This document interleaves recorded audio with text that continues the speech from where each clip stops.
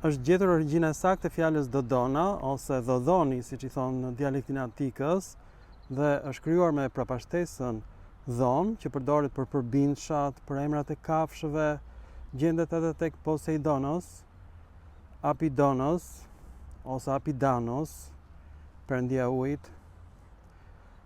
Ka dhe kuptime të kafshëve të egra, të pemëve të egra, pra është prapashtesë fjalë formuese e greqishtes, dhoni dhe dhona për emrat femëror dhe dhonos për emrat mashkullor. Pra tema e emrit është dho, me një o të gjatë. Dhe kjo është gjetur vetëm në dialektin aolik dhe në gjuhën e Pelazgiotis ose të Pelazgëve.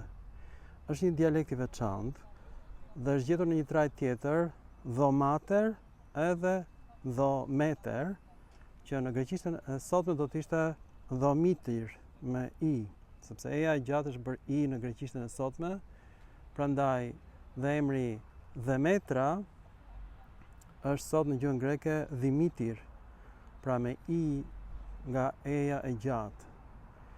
Tani është gjetur dhe në variantin dorik, Dhamater, për shkak të harmonisë së zanoreve, ndërsa në dialektin antik është Demeter, po ashtu për shkak të harmonisë së zanoreve. Fjalë për fjalë do thotë nën tokë, është perëndia e tokës e dheut. Dhe çuditërisht në gjuhën shqipe ka mbetur në kuptimin dhe, emër mashkullor, është gjetur gjithashtu në gjuhën tokariane Tekhan. Ndërkohë që në gjuhën shqipe është varianti i bashkëtingëllores së pazëshme tok, nga Tokan. Pra edhe fjala tok në gjuhën shqipe, edhe fjala dhometer në gjuhën e dialektit aolik, kanë mësuar të njëjtat ndryshime të bashkëtingëllores d nistore, që është bërë dh, vetëm në gjuhën greke dhe në gjuhën shqipe.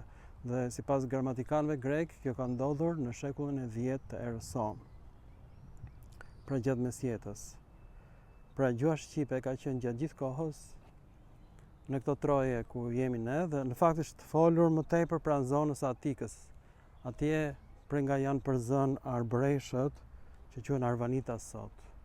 Janë përzën nga Atika në shekullin e 15 nga grekët, vëllezërit e tyre Arvanitas. Kjo është shumë e rëndë. Pra, për shkak se u gjet gjuha tokariane, shkruar me fjalë shkronja sumere, me pllaka prej balte të pjekura në vitet 1900 para erës sonë, varianti shqipes tok është një bashkëtingëllore të pazëshme dhe të pa aspiruar. Ndërkohë që fjala dhe është me një bashkëtingëllore të zëshme dhe të aspiruar, e cila ndodh vetëm në greqishtën e antikës. Pra Demeter u bë Dimiter. Është emri i perëndisë së tokës. Është emri i gjinisë femërore, do thotë nën tokë. Pra, për shkak se në dialektin aolik është gjetur dhe dhomater, edhe dhometer, nën tokë, edhe dhodhon, perëndia e tokës. Po ashtu për shkak se edhe Homeri e përshkruan që këta priftërinj Hellas, quheshin, me kuptimin karike, në mënyrë metaforike, sepse ata shtrieshin në tokë pa karike, të zhveshur, për t'i shërbyer perëndisë së tokës Demeter ose Dhodon. Pra, pikërisht për këtë përshkrim, që ata i dedikonin jetës gjatë gjithë kohës perëndisë së tokës, këta ishin njerëz të shenjtë. Sellas në Sellasia dhe Hellas në Hellasia.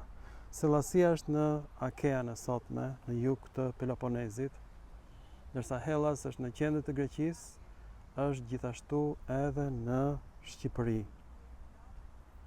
Pra, përfundimisht, kjo është origjina e fjalës Dhodon, perëndia e tokës.